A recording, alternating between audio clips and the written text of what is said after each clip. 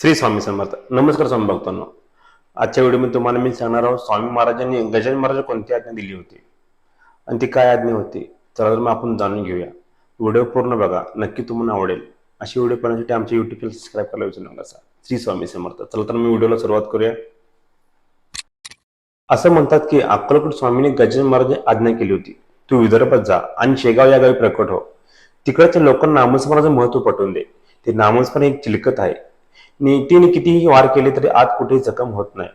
शेगाव जाण्यापूर्वी नाशिकला जा, तिथे श्रीरामाचे दर्शन घे आणि तिथल्या देव मामलदाराला भेट आणि मग पुढे जा.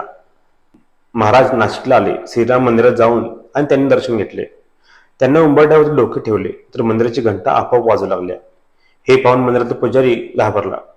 हे असं कसं भलतंच काय होतंय असं मनात श्रीराम प्रभू समोर हात जोडले आणि त्यांनी फुले वाहिले. आश्चर्य म्हणजे ती श्रीरामचरणी वाहिलेले फुले गजानन महाराजांच्या मस्तकावरती येऊन पडले. ते पाहून पुजारी घाबराचे बाहेर आला आणि त्यांनी महाराजांच्या चरणी लोटांगण घातलं. महाराजांनी त्यांच्या डोक्यावरती आईच्या ममतेने हात फिरवला.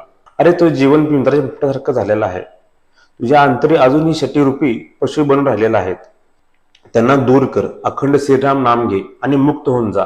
पुजाऱ्याने साष्टांग नमस्कार घातला आणि त्यांना उठून पाहतो तर काय, ती दिव्य विभूती तिथून अदृश्य झाले होते.